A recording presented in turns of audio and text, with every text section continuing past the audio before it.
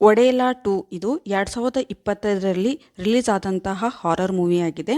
ಒಡೆಯಲಾ 2 ಇದು ಒಡೆಯಲಾ 1ರ last climax ಆಗಿದೆ. ಒಡೆಯಲಾ ಅನ್ನುವುದು ಒಂದು ಊರಿನ ಹೆಸರು. ಈ ಊರಿನಲ್ಲಿ ತಿರುಪತಿ ಎನ್ನುವನು ಮದುವೆ ಆದಂಥ ಎಲ್ಲ ಹೆಣ್ಣು ಮಕ್ಕಳನ್ನು ಮೊದಲನೇ ರಾತ್ರಿಯೇ ಅತ್ಯಾಚಾರ ಮಾಡಿ ಕೊಂದು ಎಸಗುತ್ತಾನೆ. ಈ ವಿಷಯ ತಿಳಿದಂಥ ಅವನ ಹೆಂಡತಿ ರಾಧಾ ಬೇಸರಗೊಂಡು ಅವನ ತಲೆಯನ್ನು ಕತ್ತರಿಸಿ ಜೈಲಿಗೆ ಹೋಗುತ್ತಾಳೆ. ಇದು ಮೊದಲನೇ ಭಾಗದಲ್ಲಿ ಅಂದರೆ ಒಡೆಯಲಾ 1ರಲ್ಲಿ ನಡೆದಂತಹ ಕ್ಲೈಮ್ಯಾಕ್ಸ್ ಆಗಿರುತ್ತದೆ. ಒಡೆಯಲಾ 2 ಈಗ ಸ್ಟಾರ್ಟ್ ಆಗುತ್ತದೆ. ಒಡೆಯಲಾ 2 ಸ್ಟಾರ್ಟಿಂಗಲ್ಲಿ ಒಂದು ಸ್ಕೂಲಿಗೆ ಹೋಗುವಂಥ ಹುಡುಗಿ ಕೈಯಲ್ಲಿ ಒಂದು ತಲೆಯನ್ನು ಕತ್ತರಿಸಿ ಅದನ್ನು ಪೊಲೀಸ್ ಸ್ಟೇಷನ್ಗೆ ತಗೊಂಡು ಬರ್ತಾ ಇರ್ತಾಳೆ. ಇಲ್ಲಿ ಫ್ಲ್ಯಾಶ್ ಬ್ಯಾಕನ್ನು ತೋರಿಸ್ತಾರೆ. ರಾಧಾ ತಿರುಪತಿಯ ತಲೆಯನ್ನು ಕಡೆದು ಜೈಲಿಗೆ ಹೋಗಿರ್ತಾಳೆ. ಡಾಕ್ಟರ್ ತಿರುಪತಿಯ ತಲೆ ಮತ್ತು ದೇಹವನ್ನು ಜೋಡಿಸಿ ಪೋಸ್ಟ್ಮಾರ್ಟಮ್ ಮಾಡಿ ಕೊಡ್ತಾರೆ. ತಿರುಪತಿಯ ದೇಹವನ್ನು ಅವರು 2 ತಮ್ಮಂದಿರು ಎತ್ತುಕೊಂಡು ಊರಿಗೆ ಬರುತ್ತಾರೆ. ಊರಿನ ಜನರಿಗೆ ಗೊತ್ತಾಗುತ್ತದೆ ತಿರುಪತಿ ಸತ್ತಿದ್ದಾನೆ, ತಿರುಪತಿಯ ದೇಹ ಊರಿಗೆ ತೆಗೆದುಕೊಂಡು ಬಂದಿದ್ದಾರೆ ಅಂತ ಹೇಳಿ. ಆದರೆ ಯಾರೂ ಕೂಡ ಅವನ ಮನೆಯ ಹತ್ತಿರ ಬರುವುದಿಲ್ಲ. ಅವನ ಹೆಣವನ್ನು ಎತ್ತಲು 4 ಜನ ಕೂಡ ಸೇರುವುದಿಲ್ಲ. ಊರಿನ ಜನರೆಲ್ಲ ಸೇರಿ ಪಂಚಾಯಿತಿ ಮಾಡಿ ತಿರುಪತಿಯು ಇದ್ದಾಗ ಎಲ್ಲರಿಗೂ ಅನ್ಯಾಯವನ್ನು ಮಾಡಿದ್ದಾನೆ, ಅವನ ಆತ್ಮಕ್ಕೆ ಶಾಂತಿ ಸಿಗಬಾರದು, ಅವನಿಗೆ ಶಿಕ್ಷೆ ಸಿಗಬೇಕು ಎಂದು ಮಾತನಾಡುತ್ತಿರುತ್ತಾರೆ. ಅಲ್ಲಿನ ಸ್ವಾಮೀಜಿ ಸಮಾಜ ಶಿಕ್ಷೆಯನ್ನು ಕೊಟ್ಟರೆ ಅವನ ಆತ್ಮ ಮಣ್ಣಲ್ಲಿ ಶಿಕ್ಷೆಯನ್ನು ಅನುಭವಿಸುತ್ತದೆ ಎಂದು ಹೇಳುತ್ತಾರೆ. ತಿರುಪತಿಯ ತಮ್ಮಂದಿರು ಅವನ ದೇಹವನ್ನು ತೆಗೆದುಕೊಂಡು ಸ್ಮಶಾನಕ್ಕೆ ಬರುತ್ತಾರೆ. ಅಲ್ಲಿಗೆ ಊರಿನ ಜನರು ಕೂಡ ಬರುತ್ತಾರೆ. ಜನರು ಎಲ್ಲರೂ ಸೇರಿ ಅವನಿಗೆ ಸಮಾಜ ಶಿಕ್ಷೆಯನ್ನು ಕೊಡುತ್ತಾರೆ. ಅವನ ದೇಹವನ್ನು ನೆಟ್ಟಗೆ ನಿಲ್ಲಿಸಿ ಕೋಳಿ ರಕ್ತವನ್ನು ಹರಿಸಿ ಪೂಜೆ ಮಾಡಿ ಸಮಾಧಿಗೆ ಹಾಕುತ್ತಾರೆ. ತಿರುಪತಿಯು ಇದನ್ನು ನೋಡಿ ನಿಮಗೆ ಸುಮ್ಮನೆ ಬಿಡುವುದಿಲ್ಲ, ಇದರಿಂದ ನೀವು ಶಿಕ್ಷೆ ಅನುಭವಿಸುತ್ತೀರಿ ಎಂದು ಹೇಳುತ್ತಾನೆ. ತಿರುಪತಿಯು ಆತ್ಮವಾಗಿ ತನ್ನ ಸಮಾಧಿಯಲ್ಲಿ ಸಮಾಜ ಶಿಕ್ಷೆಯನ್ನು ಅನುಭವಿಸುತ್ತಿರುತ್ತಾನೆ. ನಂತರ ಜನರೆಲ್ಲರೂ ಅಲ್ಲಿಂದ ಹೋಗುತ್ತಾರೆ. ಸುಮಾರು 6 ತಿಂಗಳ ನಂತರ ಆ ಊರಿನಲ್ಲಿ ಒಂದು ಹಬ್ಬವಾಗುತ್ತದೆ. ಜೊತೆಗೆ ಒಂದು ಮದುವೆ ಕೂಡ ಆಗುತ್ತದೆ. ಆ ಮದುವೆ ಮಾಡಿಸಿದ್ದು ಸ್ವಾಮೀಜಿ ಆಗಿರುತ್ತದೆ. ಮದುವೆಯನ್ನು ಮುಗಿಸಿ ಊರಿಗೆ ಹೋಗುವಾಗ ದಾರಿಯಲ್ಲಿ ಯಾರೋ ಕರೆದಂತೆ ಕೇಳುತ್ತದೆ. ಹಿಂತಿರುಗಿ ನೋಡಿದಾಗ ಅಲ್ಲಿ 3-4 ಹುಡುಗರು ಎಣ್ಣೆಯನ್ನು ಕುಡಿಯುತ್ತಿರುತ್ತಾರೆ. ಸ್ವಾಮೀಜಿಯನ್ನು ಕರೆದು ನೀವು ಕೂಡ ಎಣ್ಣೆ ಕುಡಿಯಿರಿ ಎಂದು ಹೇಳುತ್ತಾರೆ. ಸ್ವಾಮೀಜಿ ಕೂಡ ಎಣ್ಣೆ ಕುಡಿಯುತ್ತಾರೆ. ಅದರಲ್ಲಿ ಒಬ್ಬ ಮಾಮ, ಆ ಯಾಮಿನಿಯನ್ನು ನಾನು ಮದುವೆ ಆಗಬೇಕಿತ್ತು, ಆದರೆ ನೀವು ಬೇರೆಯವರ ಜೊತೆ ಮದುವೆ ಮಾಡಿಸಿದ್ದೀರಿ ಎಂದು ಹೇಳುತ್ತಾನೆ. ಆಗ ಸ್ವಾಮೀಜಿ ಹೇಳುತ್ತಾನೆ, ಅವಳಿಗಿಂತ ಚೆನ್ನಾಗಿರೋ ಹುಡುಗಿ ನಿಂಗೆ ಸಿಗುತ್ತಾಳೆ ಎಂದು ಹೇಳಿದಾಗ, ಇಲ್ಲ ಮಾಮ, ಇವತ್ತು ಅವಳಿಗೆ ನಾನು ರೇಪ್ ಮಾಡುತ್ತೇನೆ, ಅತ್ಯಾಚಾರ ಮಾಡುತ್ತೇನೆ ಎಂದು ಹೇಳಿದಾಗ ಸ್ವಾಮೀಜಿ, ನೀವು ಬೇಡ, ನಿಮ್ಮ ಸಹವಾಸನೂ ಬೇಡ, ಅವ್ರದ್ದು ಇವತ್ತು ಫಸ್ಟ್ ನೈಟ್ ಇದೆ, ನಾನು ಹೋಗಿ ಆಶೀರ್ವಾದ ಮಾಡಬೇಕು ಎಂದು ಎದ್ದು ಹೋಗುತ್ತಾನೆ. ಸ್ವಾಮೀಜಿಗೆ ಮೂತ್ರ ಬರುತ್ತದೆ. ಮೂತ್ರ ಮಾಡಲು ತಿರುಪತಿಯ ಸಮಾಧಿಯ ಹತ್ತಿರ ಸ್ವಾಮೀಜಿ ಹೋಗುತ್ತಾರೆ. ತಿರುಪತಿಯ ಸಮಾಧಿಯ ಮೇಲೆ ಮೂತ್ರವನ್ನು ಮಾಡುತ್ತಾರೆ. ಮಾಡು ಬರುವಾಗ ಕಾಲಿಗೆ ಮುಳ್ಳು ಚುಚ್ಚುತ್ತದೆ. ಮುಳ್ಳು ತೆಗೆದಾಗ ಕಾಲಿನಿಂದ ರಕ್ತ ಬರುತ್ತದೆ. ಆ ರಕ್ತವು ತಿರುಪತಿಯ ಆತ್ಮವನ್ನು ಸೇರುತ್ತದೆ. ಆ ಆತ್ಮ ಜೀವವಾಗಿ ಸ್ವಾಮೀಜಿಯ ಮೈ ಮೇಲೆ ಬರುತ್ತದೆ. ಸ್ವಾಮೀಜಿ ಮದುವೆ ಮನೆಗೆ ಸೀದಾ ಬರುತ್ತಾರೆ. ಯಾಮಿನಿ ಗಂಡ ಅವನ ಆಶೀರ್ವಾದವನ್ನು ತೆಗೆದುಕೊಂಡು ಫಸ್ಟ್ ನೈಟ್ ರೂಮಿಗೆ ಹೋಗುತ್ತಾರೆ. ಸ್ವಾಮೀಜಿ ದೇಹದಲ್ಲಿರುವ ತಿರುಪತಿಯು ಫಸ್ಟ್ ನೈಟ್ ರೂಮಿಗೆ ಹೋಗುತ್ತಾನೆ. ಅಲ್ಲಿಗೆ ಯಾಮಿನಿ ಗಂಡ ಇಲ್ಯಾಕೆ ಬಂದೆ ಎಂದು ಜೋರು ಮಾಡಿದಾಗ ಅವನನ್ನು ಒಂದೇ ಹೊಡೆತದಲ್ಲಿ ಹೊಡೆದು ಜೀವ ತೆಗೆಯುತ್ತಾನೆ. ಇತ್ತ ಯಾಮಿನಿಗೆ ತನ್ನ ನಿಜ ರೂಪವನ್ನು ತೋರಿಸುತ್ತಾನೆ. ಯಾಮಿನಿ ಹೆದರಿಕೊಂಡು ಹೊರಗಡೆ ಓಡಿ ಬರುವಾಗ ಅವಳ ಕೂದಲನ್ನು ಹಿಡಿದು ಒಳಗೆ ಕಾಲಿನಿಂದ ದಬ್ಬುತ್ತಾನೆ. ಅವಳನ್ನು ಅತ್ಯಾಚಾರ ಮಾಡಿ ವಿಕಾರವಾಗಿ ಕೊಂದು ಎಸೆಯುತ್ತಾನೆ. ಈ ವಿಷಯ ಊರಿನ ಜನರಿಗೆಲ್ಲ ಗೊತ್ತಾಗುತ್ತದೆ. ಅಲ್ಲಿ ಪೊಲೀಸರು ಬರುತ್ತಾರೆ. ಸ್ವಾಮೀಜಿಯನ್ನು ಕೇಳುತ್ತಾರೆ, ಯಾಕೆ ಮಾಡಿದೆ ಈ ಕೆಲಸ ಎಂದು ಕೇಳಿದಾಗ, ನನಗೆ ಏನೂ ಗೊತ್ತಿಲ್ಲ, ಈ ಕೆಲಸ ನಾನು ಮಾಡಿಲ್ಲ ಎಂದು ಹೇಳುತ್ತಾನೆ.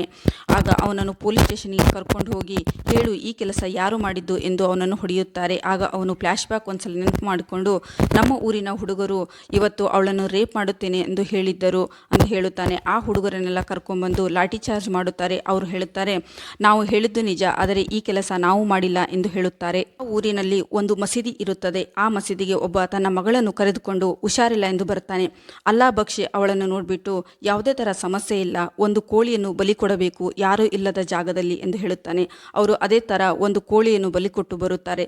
ಅದೇ ಸಮಯದಲ್ಲಿ ಆ ಊರಿನಲ್ಲಿದ್ದ ಒಬ್ಬ ವೆಂಕಟೇಶ್ ಎನ್ನುವವನು ಬರುತ್ತಿರುತ್ತಾನೆ. ಆ ಬಲಿಕೊಟ್ಟ ಕೋಳಿಯನ್ನು ಒಂದು ಆತ್ಮ ತಿನ್ನುವುದನ್ನು ನೋಡುತ್ತಾನೆ. ವಾಪಸ್ ಮತ್ತೆ ಗಾಬರಿಯಿಂದ ಅಲ್ಲಾ ಬಕ್ಷಿ ಅಂತ ಬಂದು ಹೇಳುತ್ತಾನೆ. ಅಲ್ಲಾ ಬಕ್ಷಿ ಕೂಡ ವಿಚಿತ್ರವಾಗಿ ಗಾಬರಿಗೊಳ್ಳುತ್ತಾನೆ. ಅಷ್ಟರಲ್ಲಿ ಬೇರೆ ವ್ಯಕ್ತಿ ಬಂದು, ನಾಳೆ ನನ್ನ ಮಗಳ ಮದುವೆ ಇದೆ, ಎಲ್ಲರೂ ಬರ್ನಿ ಅಂತೂ ಕರೀತಾನೆ. ಅಷ್ಟರಲ್ಲಿ ಅಲ್ಲಾ ಬಕ್ಷ್, ಊರಲ್ಲಿ ಇಷ್ಟೆಲ್ಲ ಕೊಲೆಗಳಾಗ್ತಾ ಇದ್ದಾವೆ, ಅದನ್ನು ಯಾರು ಮಾಡಿಸ್ತಿರೋದು ಏನೂ ಗೊತ್ತಾಗ್ತಾ ಇಲ್ಲ, ಇಷ್ಟ ಬೇಗ ಯಾಕೆ ನನ್ನ ಮಗಳ ಮದುವೆ ಮಾಡ್ತಾ ಇದೀಯಾ ಅಂತ ಕೇಳ್ತಾನೆ. ಅಷ್ಟರಲ್ಲಿ ಅವನು, ನೀನು ಬರಬೇಡ ಎಂದು ಅಲ್ಲಿಂದ ಹೋಗುತ್ತಾನೆ. ಇತ್ತ ತಿರುಪತಿ ಸೈಕಲ್ ತಗೊಂಡು ಊರಿನ ಸುತ್ತ ತಿರುಗುತ್ತಾನೆ. ಯಾಕಂದರೆ ಯಾರು ಮೊದಲನೇ ರಾತ್ರಿ ಮದುವೆಯಾಗಿ ಫಸ್ಟ್ ನೈಟ್ ಮಾಡುತ್ತಾರೋ ಅವರಿಗೆ ಅತ್ಯಾಚಾರ ಮಾಡಿ ಕೊಲೆ ಮಾಡೋದು ಅವನ ಉದ್ದೇಶವಾಗಿರುತ್ತದೆ. ಅಲ್ಲಿ ಅರವಿಂದ್ ಮತ್ತು ಶ್ರುತಿ ಹೊಸದಾಗಿ ಮದುವೆಯಾಗಿದ್ದರು. ಊರಿನ ಪಟೇಲ ಬಂದು 12 ರೂಪಾಯಿ ದೇಣಿಗೆಯನ್ನು ಕೊಡುತ್ತಾನೆ. ಇದನ್ನು ಕಂಡು ಜನರು ನಗುತ್ತಾರೆ. ಆ ಹುಡುಗಿಯ ಅಪ್ಪ ಬಂದು 1000 ರೂಪಾಯಿ ಇಟ್ಟು ಇದು ಮರ್ಯಾದೆ ಎಂದು ಹೇಳುತ್ತಾನೆ. ನಿನ್ನ ಮಗಳು ಫಸ್ಟ್ ನೈಟಲ್ಲಿ ಸತ್ತು ಹೋದಳು ಎಂದು ಅವಮಾನಪಡಿಸುತ್ತಾಳೆ. ಇದರಿಂದ ಕೋಪಗೊಂಡ ಪಟೇಲ ನಿನ್ನ ಮಗಳು ಕೂಡ ಫಸ್ಟ್ ನೈಟ್ ಮಾಡಿಕೊಳ್ಳುವುದಿಲ್ಲ, ಇವತ್ತು ಸಾಯುತ್ತಾಳೆ ಎಂದು ಅಲ್ಲಿ ಹೊರಟು ಬಿಡುತ್ತಾನೆ. ಪಟೇಲ ದಾರಿಯಲ್ಲಿ ಬರುವಾಗ ಅವನಿಗೆ ಮೂತ್ರ ಬರುತ್ತದೆ. ಮೂತ್ರ ಮಾಡಲೆಂದು ಹೋದಾಗ ಅವನಿಗೆ ಗೊತ್ತಾಗುತ್ತದೆ ಈ ತಿರುಪತಿಯ ಸಮಾಧಿ ಎಂದು. ಪಟೇಲ ಹೇಳುತ್ತಾನೆ ಅವನ ಮಗಳ ಮದುವೆಯಾಗಿದೆ, ಇವತ್ತು ಫಸ್ಟ್ ನೈಟ್ ಇದೆ, ಇದೇ ಲಾಸ್ಟ್ ನೈಟ್ ಆಗಿರಬೇಕು ಎಂದು. ಅಲ್ಲಿಂದ ಬರುವಾಗ ಕಾಲಿಗೆ ಮುಳ್ಳು ಚುಚ್ಚುತ್ತದೆ. ಮುಳ್ಳು ಚುಚ್ಚಿದ ಜಾಗದಿಂದ ರಕ್ತ ಬರುತ್ತದೆ. ಆ ರಕ್ತವು ತಿರುಪತಿಯ ತಲೆಗೆ ಹೋಗುತ್ತದೆ. ತಿರುಪತಿಯ ಆತ್ಮ ಬಂದು ಪಟೇಲನ ದೇಹವನ್ನು ಸೇರಿಕೊಳ್ಳುತ್ತದೆ. ಅವನ ಕಡೆಗೆ ಮದುವೆ ಮನೆಗೆ ಹೋಗುತ್ತಾನೆ. ಊರಲ್ಲಿ ಹೋಗಿ ನೋಡಿದರೆ ಅಲ್ಲಿ ಯಾರೂ ಇರುವುದಿಲ್ಲ. ಅವರು ಊರಿನ ಆಚೆ ಗದ್ದೆಯೊಂದರಲ್ಲಿ ಫಸ್ಟ್ ನೈಟ್ ಮಾಡಿಕೊಳ್ಳುತ್ತಿರುತ್ತಾರೆ. ತಿರುಪತಿ ಅಲ್ಲಿಗೆ ಹೋಗುತ್ತಾನೆ. ಪಟೇಲ ಅಂದರೆ ತಿರುಪತಿ ಅರವಿಂದನಿಗೆ ಹೊಡೆಯುತ್ತಾನೆ. ಶ್ರುತಿ ಬೇಡ ಮಾವ ಎಂದು ಹೇಳುತ್ತಾಳೆ. ನಾನು ತಿರುಪತಿ ಎಂದು ಜೋರಾಗಿ ಕೂಗಿ ಅವಳನ್ನು ಕೂಡ ಅತ್ಯಾಚಾರ ಮಾಡಿ ಕೊಂದು ಹೋಗುತ್ತಾನೆ. ಮರುದಿನ ಗದ್ದೆಗೆ ಬೆಂಕಿ ಹತ್ತಿ ಎಲ್ಲ ಸುಟ್ಟು ಹೋಗುತ್ತದೆ. ಅಲ್ಲಿಗೆ ಪೊಲೀಸರು ಬರುತ್ತಾರೆ. ಅಲ್ಲಿ ಶ್ರುತಿ ಸತ್ತು ಹೋಗಿರುತ್ತಾಳೆ. ಅವರ ಅಪ್ಪ ಅಮ್ಮ ಎಲ್ಲ ಅಳುತ್ತಾರೆ. ಮರುದಿನ ಪಟೇಲ ಮತ್ತು ಸ್ವಾಮಿಯನ್ನು ಒಂದು ಮರಕ್ಕೆ ಕಟ್ಟಿ ಹಾಕಿ ಎಲ್ಲರೂ ಹೊಡೆಯುತ್ತಾರೆ. ಊರಿನ ಜನರು ಇವರು ಜೀವಂತವಿರಬಾರದು ಎಂದು ಶಾಪ ಹಾಕಿ ಅಳುತ್ತಿರುತ್ತಾರೆ. ಅವರು ಹೇಳುತ್ತಾರೆ ಅವರು ನನ್ನ ಮಕ್ಕಳ ಸಮಾನ, ಅವರನ್ನು ನಾವು ಏನೂ ಮಾಡಿಲ್ಲ ಎಂದು ಹೇಳುತ್ತಾರೆ. ಅಷ್ಟರಲ್ಲಿ ಅಲ್ಲಾಬಕ್ಷಿ ಬಂದು ಕೊಂದಿದ್ದು ಇವರಲ್ಲ ಎಂದು ಹೇಳುತ್ತಾನೆ. ವೆಂಕಟೇಶಿಗೆ CCTV ತೋರಿಸು ಎಂದು ಹೇಳುತ್ತಾನೆ. ಅದರಲ್ಲಿ ಕೋಳಿ ತಿಂದಿದ್ದು ಸೈಕಲ್ ತಗೊಂಡು ಊರು ಸುತ್ತಿರುವುದು ಕಂಡುಬರುತ್ತದೆ. ಊರಿನ ಜನರಿಗೆ ಗೊತ್ತಿರೋದಿಲ್ಲ ತಿರುಪತಿಯ ಆತ್ಮ ಹೊರಬಂದಿದೆ ಅಂತ ಹೇಳಿ. ಅಲ್ಲಾಬಕ್ಷಿ ಹೇಳಿದ್ದು ಇದೆಲ್ಲ ನಿಮ್ಮಂದೇ ಆಗಿರುವುದು. ತಿರುಪತಿಯ ಆತ್ಮಕ್ಕೆ ಸಮಾಜ ಶಿಕ್ಷೆ ಕೊಟ್ಟಿರೋದರಿಂದ ಅವನು ದೆವ್ವವಾಗಿ ಎಲ್ಲರಿಗೂ ಕಾಡುತ್ತಿದ್ದಾನೆ ಎಂದು ಹೇಳಿದಾಗ ಊರಿನ ಜನರು ಎಲ್ಲ ಭಯಪಡುತ್ತಾರೆ. ಅಷ್ಟರಲ್ಲಿ SP ಬರುತ್ತಾನೆ. ಸ್ವಾಮಿ ಮತ್ತು ಪಟೇಲನನ್ನು ಅರೆಸ್ಟ್ ಮಾಡೋದು ಬಿಟ್ಟು ಏನು ಮಾಡುತ್ತಿದ್ದೀರಿ ಎಂದು ಕೇಳಿದಾಗ ಅಲ್ಲಾಬಕ್ಷಿ ಅಲ್ಲಿ ನಡೆದಿರುವುದನ್ನು ವಿವರವಾಗಿ ಹೇಳುತ್ತಾನೆ. SP ಹೇಳುತ್ತಾನೆ 2025ರಲ್ಲೂ ಮೂಢನಂಬಿಕೆಯಿಂದ ಇದಿರಲ್ಲ, ಅದು ಯಾವ ಆತ್ಮ ನಾನು ನೋಡುತ್ತೇನೆ ಎಂದು ತಿರುಪತಿಯ ಆತ್ಮದ ಹತ್ರ ಹೋಗಿ ಎಲ್ಲರನ್ನು ಕಳಿಸಿ ತಾನೊಬ್ಬನೇ ಕುಳಿತುಕೊಳ್ಳುತ್ತಾನೆ. ಎಲ್ಲರೂ ಕುತೂಹಲದಿಂದ ಕಾಯುತ್ತಿರುತ್ತಾರೆ. ಬೆಳಗ್ಗೆ ಹೋಗಿ ನೋಡಿದಾಗ SP ಸತ್ತು ಹೋಗಿರುತ್ತಾನೆ. ಇದರಿಂದ ಊರಿನ ಜನರಿಗೆ ಮತ್ತು ಜಾಸ್ತಿ ಭಯವಾಗುತ್ತದೆ. ಜನರು ಎಲ್ಲರೂ ಸೇರಿ ಜೈಲಿಗೆ ಬರುತ್ತಾರೆ. ಅಲ್ಲಿ ರಾಧಾ ಇರುತ್ತಾಳೆ. ರಾಧಾಗೆ ಎಲ್ಲ ವಿಷಯವನ್ನು ಹೇಳುತ್ತಾಳೆ. ರಾಧಾ ಮತ್ತೆ ಅವಳು ಬೇಜಾರುಗೊಳ್ಳುತ್ತಾಳೆ. ತಿರುಪತಿಯ ಆತ್ಮ ದೆವ್ವವಾಗಿ ಈ ಥರ ಕಾಡುತ್ತಿದೆಯಲ್ಲ ಎಂದು ಬೇಜಾರು ಮಾಡುತ್ತಾಳೆ. ಈ ಸಮಸ್ಯೆಯನ್ನು ನೀನು ಬಗೆಹರಿಸಿಕೊಳ್ಳಬೇಕು, ನಿನ್ನಿಂದ ಮಾತ್ರ ಸಾಧ್ಯ ಎಂದು ಹೇಳುತ್ತಾರೆ. ಅವಳು ಹೇಳುತ್ತಾಳೆ ನನ್ನಿಂದ ಸಾಧ್ಯ ಇಲ್ಲ, ಆದರೆ ನಮ್ಮ ಅಕ್ಕ ಈ ಸಮಸ್ಯೆಯನ್ನು ಬಗೆಹರಿಸುತ್ತಾಳೆ ಎಂದು ಹೇಳುತ್ತಾರೆ. ಆದರೆ ಅವರು ಹೇಳುತ್ತಾರೆ ನಿಮ್ಮ ಅಕ್ಕ ಭೈರವಿ ಸಣ್ಣಂದಿರಬೇಕಾದ್ರೆ ಮನೆ ಬಿಟ್ಟು ಹೋಗಿದ್ದಾಳಲ್ಲ ಎಂದು ಹೇಳುತ್ತಾರೆ. ಹೌದು, ಅವಳು ಈಗ ಭವಾನಿಯಿಂದ ಭೈರವಿಯಾಗಿ ಅವಳು ಎಲ್ಲಿದ್ದಾಳೆಂದು ಜನರು ಅವಳನ್ನು ಕೇಳುತ್ತಾಳೆ. ರಾಧಾ ಹೇಳುತ್ತಾಳೆ ಹಿಂದೆ ಅಜ್ಜಿಯ ತಿಥಿಗೆ ಬಂದಾಗ ಅವಳು ರಾಮಗಿರಿ ಬೆಟ್ಟದ ಕೋಟೆಯಲ್ಲಿ ಇದ್ದೇನೆ ಅಂತ ಹೇಳಿದ್ದಳು. ಮರುದಿನ ರಾಮಗಿರಿ ಬೆಟ್ಟದ ಕೋಟೆಗೆ ಬರುತ್ತಾರೆ. ಅಲ್ಲಿ ಭೈರವಿಯನ್ನು ಅಲ್ಲಿ ರೌಡಿಗಳು ಹಸುಗಳನ್ನು ಮಾಂಸಕ್ಕಾಗಿ ತೆಗೆದುಕೊಂಡು ಹೋಗುತ್ತಿರುತ್ತಾರೆ. ಅವುಗಳ ಕೂಗು ಕೇಳಿ ಭೈರವಿ ಅಲ್ಲಿಗೆ ಬಂದು ರೌಡಿಗಳನ್ನು ಇವುಗಳನ್ನು ಗೋಶಾಲೆಗೆ ಬಿಟ್ಟುಬಿಡಿ, ಇಲ್ಲಾಂದರೆ ಜೀವ ಕಳೆದುಕೊಳ್ಳುತ್ತೀರಿ ಎಂದು ಅವರನ್ನು ಹೊಡೆಯುತ್ತಾರೆ. ಇಲ್ಲಿನ ಜನರು ಭೈರವಿಯನ್ನು ನೋಡಿ ಭೈರವಿ ಎಂದು ಕರೆಯುತ್ತಾರೆ. ಭೈರವಿ ಅವರನ್ನು ತಿರುಗಿ ನೋಡುತ್ತಾಳೆ. ಅಲ್ಲಿನ ಸಮಸ್ಯೆಯನ್ನು ಅವರು ಹೇಳಿಕೊಳ್ಳುತ್ತಾರೆ. ಇಲ್ಲಿನ ಋಷಿಮುನಿಗಳು ಭೈರವಿಗೆ ಹೇಳುತ್ತಾರೆ 20 ಲಕ್ಷ ಶಿವಮಂತ್ರ ಜಪಿಸಿದರೆ ಮಾತ್ರ ಆತ್ಮಗಳಿಗೆ ಮುಕ್ತಿ ಸಿಗಲು ಸಾಧ್ಯ ಅಂತ ಹೇಳುತ್ತಾರೆ. ಆದರೆ ಭೈರವಿಯ 20 ಲಕ್ಷ ಶಿವಮಂತ್ರಗಳು ಮುಕ್ತಾಯವಾಗಿರುವುದಿಲ್ಲ. ಭೈರವಿ ಊರಿಗೆ ಬರುತ್ತಾಳೆ. ಬಂದ ತಕ್ಷಣ ತನ್ನ ಹಳೆಯ ಮನೆಗೆ ಮೊದಲು ಹೋಗುತ್ತಾಳೆ. ಅಲ್ಲಿ ಅಜ್ಜಿಯ ಫೋಟೋವನ್ನು ನೋಡಿ ದೀಪವನ್ನು ಹಚ್ಚುತ್ತಾಳೆ. ಇರುವಂತಹ ನಾಗಸರ್ಪ ಒಂದು ರುದ್ರಾಕ್ಷಿ ಮಣಿಯನ್ನು ಕೊಡುತ್ತದೆ. ಆ ರುದ್ರಾಕ್ಷಿ ಮಣಿಯನ್ನು ಹಿಂಬಾಲಿಸಿಕೊಂಡು ಭೈರವಿ ಬರುತ್ತಾಳೆ. ಊರಿನ ಸುತ್ತ ಇರುವಂಥ ಸಮಸ್ಯೆಗಳೆಲ್ಲ ನೋಡಿಕೊಳ್ಳುತ್ತಾಳೆ. ರುದ್ರಾಕ್ಷಿ ಮಣಿಯು ಕೊನೆಗೆ ತಿರುಪತಿಯ ಆತ್ಮದ ಹತ್ರ ಬಂದು ನಿಲ್ಲುತ್ತದೆ. ಅಲ್ಲಿ ತನ್ನ ಕಾಲನ್ನು ಇಟ್ಟು ನೋಡುತ್ತಾಳೆ. ಅವಳಿಗೆ ಎಲ್ಲ ಅರ್ಥವಾಗುತ್ತದೆ. ತನ್ನ ಎಲ್ಲ ಶಕ್ತಿಯಿಂದ ಆ ತಿರುಪತಿಯ ಆತ್ಮವನ್ನು ದಿಗ್ಬಂಧನಗೊಳಿಸುತ್ತಾಳೆ. ಅವಳು ಜನರನ್ನು ಹೇಳುತ್ತಾಳೆ ಶುಕ್ಲ ಪಕ್ಷ ಬರುವವರೆಗೂ ಯಾವುದೇ ಕಾರಣಕ್ಕೂ ಇದು ಅಲುಗಾಡುವಂತಿಲ್ಲ, ಯಾವುದೇ ಕಾರಣಕ್ಕೂ ಯಾರು ಒಳಗೆ ಹೋಗುವಂತಿಲ್ಲ, ಇಲ್ಲಿ ಕಾವಲು ಕಾಯಬೇಕು ಎಂದು ಹೇಳುತ್ತಾಳೆ. TV ನ್ಯೂಸರು ಶೂಟಿಂಗ್ ಮಾಡೋದಕ್ಕೆ ಬರ್ತಾರೆ. ಅವರ ಡ್ರೋನ್ ಕ್ಯಾಮ್ರಾ ತಿರುಪತಿಯ ಸಮಾಧಿ ಮೇಲೆ ಬೀಳುತ್ತದೆ. ಅಲ್ಲಿ ಕಾವಲು ಕಾಯುವಂಥ ವ್ಯಕ್ತಿ ಅವರನ್ನು ಒಳಗೆ ಡ್ರೋನ್ ಕ್ಯಾಮ್ರಾ ತಗೊಳ್ಳೋದಕ್ಕೆ ಬಿಡುವುದಿಲ್ಲ. TV ನ್ಯೂಸ್ ಸತ್ಯ, ಆ ಡ್ರೋನ್ ಕ್ಯಾಮರಾ ನೆಗೆಯಬೇಕು, ಅದು 4 ಲಕ್ಷದ ಡ್ರೋನ್ ಕ್ಯಾಮರಾ ಆಗಿದೆ ಎಂದು ಹೇಳಿದಾಗ ಕಾವಲುಗಾರ ಅವನನ್ನು ಒಳಗೆ ಬಿಡುವುದಿಲ್ಲ. ಕಾವಲುಗಾರ ರಾತ್ರಿ ಮಲಗಿಕೊಂಡು ನಿದ್ದೆ ಹೋಗಿದ್ದಾಗ TV ಚಾನಲ್ ಸತ್ಯ ಡ್ರೋನ್ ಕ್ಯಾಮರಾ ತಗೊಳ್ಳೋದಕ್ಕೆ ತಿರುಪತಿಯ ಸಮಾಧಿ ಹತ್ರ ಹೋಗುತ್ತಾನೆ. ಡ್ರೋನ್ ಕ್ಯಾಮರಾ ತೆಗೆದುಕೊಳ್ಳಲು ಹೋಗಿದ್ದಾಗ ಕಾಲಿಗೆ ಮುಳ್ಳು ಚುಚ್ಚುತ್ತದೆ. ಚುಚ್ಚಿದ ಕಾಲಿನಲ್ಲಿ ರಕ್ತ ಬಂದು ತಿರುಪತಿಯ ತಲೆ ಮೇಲೆ ಬೀಳುತ್ತದೆ. ತಿರುಪತಿಯ ಆತ್ಮ ಮತ್ತೆ ಸತ್ಯನ ದೇಹವನ್ನು ಸೇರಿಕೊಳ್ಳುತ್ತದೆ. ಇದು ಭೈರವಿಗೆ ಗೊತ್ತಾಗುತ್ತದೆ. ತಿರುಪತಿ ಭೈರವಿಯನ್ನು ಹುಡುಕಿಕೊಂಡು ದೇವಸ್ಥಾನಕ್ಕೆ ಬರುತ್ತಾನೆ. ಭೈರವಿ ಅಲ್ಲಿ ಸ್ನಾನ ಮಾಡ್ತಾ ಇರ್ತಾಳೆ. ಅವಳನ್ನು ಕಂಡು ತಿರುಪತಿ ಅವಳ ಹತ್ರ ಹೋಗ್ತಾ ಇರ್ತಾನೆ. ಅಲ್ಲಿ ನಾಗಸರ್ಪ ಅವನನ್ನು ತಡೆದು ಅಟ್ಟಾಡಿಸಿಕೊಂಡು ಅವನನ್ನು ಓಡಿಸುತ್ತದೆ. ತಿರುಪತಿ ಕೊನೆಗೆ ತನ್ನ ಸಮಾಧಿ ಹತ್ರ ಹೋಗುತ್ತಾನೆ.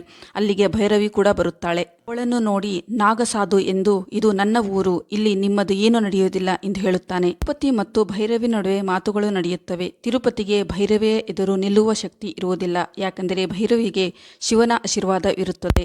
ಈ ಕಡೆ ರಾಧಾ ಜೈಲಿನಿಂದ ಬಿಡುಗಡೆ ಆಗುತ್ತಾಳೆ. ಭೈರವಿ ಮತ್ತೆ ರಾಧಾ ಅಕ್ಕ ತಂಗಿ ಆಗಿರುತ್ತಾರೆ. ಭೈರವಿ ಶಿವನ ಪೂಜೆಗೆಂದು ದಿನಾಂಕ ನೋಡುತ್ತಿರುವಾಗ ಪತ್ರಿಕೆಗೆ ಬೆಂಕಿ ಹತ್ತುತ್ತದೆ. ಎಲ್ಲ ಡೋಲುಗಳು ಬಳಿದುಕೊಳ್ಳಲು ಪ್ರಾರಂಭಿಸುತ್ತವೆ.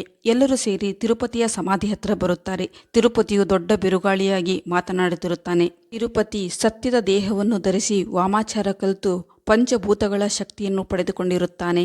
ತಿರುಪತಿ ತನ್ನ ರೂಪವನ್ನು ಬಿರುಗಾಳಿಯಲ್ಲಿ ತೋರಿಸುತ್ತಾನೆ. ಇದನ್ನು ಕೊಂಡ ಭೈರವಿ ಮತ್ತು ಊರಿನ ಜನರು ಆಶ್ಚರ್ಯಪಡುತ್ತಾರೆ. ತಿರುಪತಿಯು ಬೆಂಕಿಯಲ್ಲಿ, ಗಾಳಿಯಲ್ಲಿ, ನೀರಿನಲ್ಲಿ ತನ್ನ ರೂಪವನ್ನು ತೋರಿಸಿ ಪಂಚಭೂತಗಳ ಶಕ್ತಿಯನ್ನು ಪಡೆದು ಮಹಾಶಕ್ತಿಶಾಲಿಯಾಗಿರುತ್ತಾನೆ.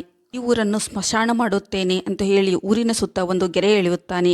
ಊರಿನ ಆಚೆ ಯಾರು ಹೋಗುವಂತಿಲ್ಲ, ಊರಿಂದ ಈ ಕಡೆ ಯಾರು ಬರುವಂತಿಲ್ಲ ಎಂದು ಹೇಳುತ್ತಾನೆ. ಹಾಗೆ ಒಬ್ಬ ವ್ಯಕ್ತಿ ಊರಿನ ಒಳಗೆ ಬರುತ್ತಾನೆ. ಅವನ ತಲೆ ಕತ್ತರಿಸಿ ಹೋಗುತ್ತದೆ. ಇನ್ನು ಪ್ರಾಣಿ ಪಕ್ಷಿಗಳು ಕೂಡ ಸಾಯುತ್ತವೆ. ಇದನ್ನು ಕಂಡ ಊರಿನ ಜನರು ಭಯಪಡುತ್ತಾರೆ. ಭೈರವಿ ಕೂಡ ಆಶ್ಚರ್ಯಪಡುತ್ತಾಳೆ. ಭೈರವಿ ಅಂದುಕೊಳ್ಳುತ್ತಾಳೆ, ತಿರುಪತಿಯನ್ನು ಎದುರಿಸುವ ಶಕ್ತಿ ನನ್ನಲ್ಲಿಲ್ಲ. ತಿರುಪತಿ ಹಾಕಿದ ದಿಗ್ಬಂಧನದಿಂದ ಆ ಊರಿನ ಜನರು ತುಂಬಾ ಕಷ್ಟಪಡುತ್ತಾರೆ. ಭೈರವಿಯ ಶಿವನಾಮ ಕಂಪ್ಲೀಟ್ ಆಗೋದಕ್ಕೆ 10,000 ಮಾತ್ರ ಬಾಕಿ ಇರುತ್ತದೆ. ಅವಳು ಶಿವನಾಮ ಮಾಡುತ್ತಿರುತ್ತಾಳೆ. ಅದೇ ಊರಿನಲ್ಲಿರುವ ಸ್ಕೂಲ್ ಹುಡುಗಿಗೆ ಪೀಡ್ಸ್ ಬಂದಿರುತ್ತದೆ. ಅವಳಿಗೆ ಹಾಸ್ಪಿಟ್ಲಿಗೆ ಕರ್ಕೊಂಡು ಹೋಗಬೇಕಾಗಿರುತ್ತೆ. ಹುಡುಗಿಯನ್ನು ಎತ್ತಿಕೊಂಡು ಭೈರವಿ ಹತ್ರ ಬರುತ್ತಾರೆ. ಭೈರವಿ ಇವಳನ್ನು ಕಾಪಾಡು ಎಂದು ಹೇಳುತ್ತಾರೆ. ಭೈರವಿ ಕಾಪಾಡುವುದು ನಾನಲ್ಲ, ರಾಧಾ ಎಂದು ಹೇಳುತ್ತಾಳೆ. ಭೈರವಿಯು ರಾಧಾಗೆ ತಿರುಪತಿಗೆ ಇಷ್ಟವಾಗುವ ಹಾಗೆ ರೆಡಿಯಾಗಿ ಅವನ ಸಮಾಧಿ ಹತ್ತಿರ ಹೋಗು, ಅವನ ಮೈಮರೆಸು, ಅವನು ಹಾಕಿದ ದಿಗ್ಬಂಧವನ್ನು ಆ ಸಮಯದಲ್ಲಿ ನಾವು ದಾಟಬಹುದು ಎಂದು ಹೇಳುತ್ತಾಳೆ. ನಂತರ ರಾಧಾ ಮದುವೆ ಹೆಣ್ಣಿನ ಹಾಗೆ ರೆಡಿಯಾಗಿ ತಿರುಪತಿಯ ಸಮಾಧಿ ಹತ್ರ ಹೋಗುತ್ತಾಳೆ. ಹೋಗಿ ಅಲ್ಲಿ ಅಳುತ್ತಾಳೆ. ನಿನ್ನ ಇಷ್ಟದಂತೆ ನಾನು ಬಂದಿದ್ದೇನೆ ಎಂದು ಹೇಳುತ್ತಾಳೆ. ಈ ಕಡೆ ಭೈರವಿ ಶಿವನಾಮವನ್ನು ಮೈಕಿನಲ್ಲಿ ಜೋರಾಗಿ ಹೇಳುತ್ತಿರುತ್ತಾಳೆ. ಈ ಕಡೆ ತಿರುಪತಿಯು ರಾಧಾ ಅಳುವುದನ್ನು ಕಂಡು ಮೈಮರೆತಿರ್ತಾನೆ. ಈ ಕಡೆ ಊರಿನ ಜನರು ಗೆರೆಯನ್ನು ದಾಟಬೇಕು ಎನ್ನುವಷ್ಟರಲ್ಲಿ ಕರೆಂಟ್ ಹೋಗ್ಬಿಡುತ್ತದೆ. ಈ ಕಡೆ ಭೈರವಿಯ ಶಿವನಾಮ ಮಂತ್ರ ಕೂಡ ನಿಲ್ಲುತ್ತದೆ. ತಿರುಪತಿಗೆ ತಕ್ಷಣ ಗೊತ್ತಾಗುತ್ತದೆ, ನನ್ನನ್ನು ಎಲ್ಲರೂ ಮೋಸ ಮಾಡುತ್ತಿದ್ದಾರೆ ಎಂದು. ತಿರುಪತಿಯು ತಕ್ಷಣ ಜನರಿರುವಲ್ಲಿ ಹೋಗಿ, ರಾಧಾಳು ನನ್ನನ್ನು ಫೂಲ್ ಮಾಡುತ್ತಿದ್ದಾಳೆ ಎಂದು ಆ ಹುಡುಗಿಯ ಮೈ ಮೇಲೆ ಹೋಗಿ ರಾಧಾಳ ತಲೆಯನ್ನು ಹಾರಿ ಚೆಂಡನ್ನು ಕತ್ತರಿಸುತ್ತಾನೆ. ಆ ತಲೆಯನ್ನು ಪೊಲೀಸ್ ಸ್ಟೇಷನ್ಗೆ ತಗೊಂಡು ಹೋಗುತ್ತಾನೆ. ಇದನ್ನು ಕಂಡ ಭೈರವಿಗೆ ತುಂಬಾ ಬೇಜಾರಾಗುತ್ತದೆ. ಅವಳು ತಿರುಪತಿಯ ಸಮಾಧಿ ಹತ್ರ ಬರುತ್ತಾಳೆ. ತಿರುಪತಿ ಭೈರವಿಯನ್ನು ನೋಡಿ ನಗ್ತಾ ಇರ್ತಾನೆ. ಭೈರವಿ ತಿರುಪತಿಗೆ ಕೇಳುತ್ತಾಳೆ, ನಿನಗೆ ಏನು ಬೇಕು? ಇಡೀ ಊರನ್ನೇ ಸ್ಮಶಾನ ಮಾಡುತ್ತಿದ್ದೀಯಾ ಎಂದು ಹೇಳುತ್ತಾಳೆ. ಈ ಊರಿನ ಜನರು ನನಗೆ ಸಮಾಜ ಶಿಕ್ಷೆಯನ್ನು ಕೊಟ್ಟು ಶಿಕ್ಷೆಯನ್ನು ಅನುಭವಿಸುವಂತೆ ಮಾಡಿದ್ದಾರೆ. ಈ ಊರಿನ ಜನರಿಗೆ ನಾನು ಸುಮ್ಮನೆ ಬಿಡುವುದಿಲ್ಲ ಎಂದು ಹೇಳುತ್ತಾನೆ. ನಿನ್ನ ಕೋಪಕ್ಕಾಗಿ ನನ್ನ ತಂಗಿ ಬಲಿಯಾಗಿದ್ದಾಳೆ. ಈ ಊರ ಜನರು ಶಿಕ್ಷೆಯನ್ನು ಅನುಭವಿಸುತ್ತಿದ್ದಾರೆ. ಹೇಳು, ನಾನು ಏನು ಮಾಡಬೇಕು ಎಂದು ಹೇಳುತ್ತಾಳೆ. ತಿರುಪತಿಯು ಅವಳಿಗೆ ನಗುತ್ತಾ ಹೇಳುತ್ತಾನೆ, ಸರಿ, ನಿನ್ನ ಶಿವನಾಮವನ್ನು ಬಿಟ್ಟು ಕಲ್ಯಾಣದ ರೂಪದಲ್ಲಿ ರೆಡಿಯಾಗಿ ನನ್ನನ್ನು ಅರ್ಪಿಸಿಕೋ ಎಂದು ಹೇಳುತ್ತಾನೆ. ಭೈರವಿ ಅಳುತ್ತಾ ಕುಳಿತಾಳೆ. ಅಲ್ಲಿನ ಜನರು ಭೈರವಿಗೆ, ಅಮ್ಮ, ನೀನು ನಮ್ಮಿಂದ ಶಿಕ್ಷೆ ಅನುಭವಿಸುವುದು ಬೇಡ, ಇಲ್ಲಿಂದ ಹೋಗಿಬಿಡು ಎಂದು ಹೇಳುತ್ತಾರೆ. ನೀನು ಹೋಗಿಬಿಡು, ಶಿವನೇ ಇಲ್ಲ, ನಮ್ಮನ್ನು ಯಾರು ಕಾಪಾಡ್ತಾರೆ ಎಂದು ಹೇಳ್ತಾರೆ. ಆಗ ಭೈರವಿ ಹೇಳುತ್ತಾಳೆ, ಯಾಕೆ ಇಲ್ಲ, ಶಿವನು ನಿಮ್ಮನ್ನು ಕಾಪಾಡುತ್ತಾನೆ, ಆ ದಿನ ಹತ್ತಿರ ಬರುತ್ತದೆ ಎಂದು ಹೇಳುತ್ತಾಳೆ. ಈ ಕಡೆ ಅಲ್ಲಾ ಬಕ್ಷಿಗೆ ನಮ್ಮ ಶಿವಾಯ ಎಂದು ಹೇಳಿ ಕೈ ಸನ್ನೆ ಮಾಡಿ ತೋರಿಸಿ ಹೋಗುತ್ತಾಳೆ. ಭೈರವಿಯು ಶಿವನಾಮವನ್ನು ಮುಗಿಸೋದಕ್ಕೆ 1000 ಮಾತ್ರ ಬಾಕಿ ಇರುತ್ತದೆ. ಅದನ್ನು ಹೇಳಿ ಹೋಗುತ್ತಾಳೆ. ಭೈರವಿಯು ಮನೆಗೆ ಬಂದು ತನ್ನ ರುದ್ರಾಕ್ಷಿಮಣಿ, ವಿಭೂತಿ, ಅರಿಶಿಣ, ಕುಂಕುಮ ಮತ್ತು ಶಿವನ ಬಟ್ಟೆಗಳನ್ನು ತೆಗೆದು ಸೀರೆ ಉಟ್ಟುಕೊಂಡು ಮದುಮಗಳಂತೆ ರೆಡಿಯಾಗುತ್ತಾಳೆ. ಕಡೆ ಅಲ್ಲಾ ಬಕ್ಷಿಯು ಭೈರವಿಯು ಯಾಕೆ ನನಗೆ ಶಿವಮಂತ್ರವನ್ನು ಹೇಳಿ ಕೈ ತೋರಿಸಿ ಸನ್ನೆ ಮಾಡಿ ಹೋದಳು ಎಂದು ಯೋಚನೆ ಮಾಡುತ್ತಿರುತ್ತಾನೆ. ಸ್ವಲ್ಪ ಸಮಯವನ್ನು ತೆಗೆದುಕೊಂಡು ಯೋಚನೆ ಮಾಡುತ್ತಾನೆ. ಶಿವಾಯ ಎಂದರೆ ಪಂಚಶಕ್ತಿ, ಅಂದರೆ ತಿರುಪತಿ ಎಂದು ಯೋಚನೆ ಮಾಡುತ್ತಾನೆ. ಕೈ ಸನ್ನೆ ಮಾಡಿದ್ದು ಮೋಕ್ಷಕ್ಕೆ. ಮೋಕ್ಷ ಯಾರಿಗೆ ಎಂದು ಕೇಳಿದಾಗ ವೆಂಕಟೇಶ್ ಹೇಳುತ್ತಾನೆ, ತಿರುಪತಿಗೆ ಸಮಾಜ ಶಿಕ್ಷೆಗೆ ಮೋಕ್ಷ ಎಂದು ಹೇಳುತ್ತಾನೆ. ಅಲ್ಲಾ ಬಕ್ಷಿ ಕವಾಲಿ ಮೋಕ್ಷ ಮಾಡೋದನ್ನು ತಿಳ್ಕೊತಾನೆ. ಈ ಕಡೆ ಭೈರವಿ ರೆಡಿಯಾಗಿ ನಿಲ್ಲುತ್ತಾಳೆ. ತಿರುಪತಿಯು ವೆಂಕಟೇಶನ ಮೈ ಮೇಲೆ ಬರುತ್ತಾನೆ. ವೆಂಕಟೇಶ್ ತಿರುಪತಿಯನ್ನು ಕಪಾಲ ಮೋಕ್ಷ ಮಾಡುವುದಕ್ಕಾಗಿ ತನ್ನ ಮೈ ಮೇಲೆ ತೆಗೆದುಕೊಂಡು ಬರುತ್ತಾನೆ. ತಿರುಪತಿ ಭೈರವಿ ಹತ್ರ ಹೋಗ್ತಾನೆ. ಅವಳನ್ನು ನೋಡಿ ತುಂಬಾ ಆಸೆ ಪಡುತ್ತಾನೆ. ಅವಳ ಹತ್ತಿರ ಹೋದಂತೆ ಅವಳು ಓಂ ನಮ ಶಿವಾಯ ಎಂದು ಹೇಳುತ್ತಿರುತ್ತಾಳೆ. ಭೈರವಿಯು ಶಿವಮಂತ್ರವನ್ನು ಮುಗಿಸೋದಕ್ಕೆ 17 ಮಾತ್ರ ಬಾಕಿ ಇರುತ್ತದೆ. ತಿರುಪತಿ ಹೇಳುತ್ತಾನೆ, ಏನು ನಡೆಯುತ್ತಿದೆ ಇಲ್ಲಿ? ಊರಲ್ಲಿ ಶಿವಮಂತ್ರವನ್ನು ಹೇಳುತ್ತಿದ್ದಾರೆ, ಅಲ್ಲಾ ಬಕ್ಷಿ ಸಮಾಧಿಯನ್ನು ಒಡೆಯುತ್ತಿದ್ದಾನೆ ಎಂದು ಅವಳನ್ನು ಊರ ಜನರ ಹತ್ತಿರ ತಗೊಂಡು ಬರ್ತಾನೆ. ಜನರು ಅದನ್ನು ಕಂಡು ತುಂಬಾ ಭಯ ಪಡ್ತಾರೆ. ಆದರೆ ಭೈರವಿ ಮಾತ್ರ ತನ್ನ ಶಿವಮಂತ್ರವನ್ನು ಮಾತ್ರ ನಿಲ್ಲಿಸುವುದಿಲ್ಲ. ಅವಳನ್ನು ಹೇಳುತ್ತಾನೆ, ನಿನ್ನನ್ನು ಯಾರು ಬಂದು ಕಾಪಾಡುವುದಿಲ್ಲ ಎಂದು ಹೇಳು ಅವಳ ಮೈಯನ್ನು ಮುಟ್ಟಿ ಸಂತೋಷ ಪಡುತ್ತಾನೆ. ಭೈರವಿಯ ಶಿವಮಂತ್ರವು 13 ಮಾತ್ರ ಬಾಕಿ ಇರುತ್ತದೆ. ಅವಳು ನಿಲ್ಲಿಸುವುದಿಲ್ಲ. ಅವಳ ಕುತ್ತಿಗೆಯನ್ನು ಹಿಡಿದು ಹೊಡೆದು ಬಿಸಾಕುತ್ತಾನೆ. ಭೈರವಿಯ ಶಿವಮಂತ್ರ 6 ಮಾತ್ರ ಬಾಕಿ ಇರುತ್ತದೆ. ಭೈರವಿ ಶಿವಮಂತ್ರವನ್ನು ಮುಗಿಸಲು 2 ಮಾತ್ರ ಬಾಕಿ ಇರುತ್ತದೆ. ಅಷ್ಟರಲ್ಲಿ ಅವಳು ಪ್ರಜ್ಞೆ ತಪ್ಪುತ್ತಾಳೆ. ಅಲ್ಲೇ ಇರುವ ಒಬ್ಬ ಹುಡುಗಿ ಬಂದು ಭೈರವಿ ಹತ್ರ ಹೇಳುತ್ತಾಳೆ, ಎದ್ದೇಳು ಅಕ್ಕ ಮೇಲೆ ಎಂದು ಹೇಳುತ್ತಾಳೆ. ಭೈರವಿಗೆ ಪ್ರಜ್ಞೆ ತಪ್ಪುತ್ತದೆ. ಅವಳ ರಕ್ತವನ್ನು ತೆಗೆದುಕೊಂಡು ಹೋಗಿ ಬಸವಣ್ಣನ ಹತ್ರ ಹೇಳುತ್ತಾಳೆ, ಅಕ್ಕನನ್ನು ಎಬ್ಬಿಸು, ಇಲ್ಲವಾದರೆ ನಾವು ಸಾಯುತ್ತೇವೆ ಎಂದು ಹೇಳುತ್ತಾಳೆ.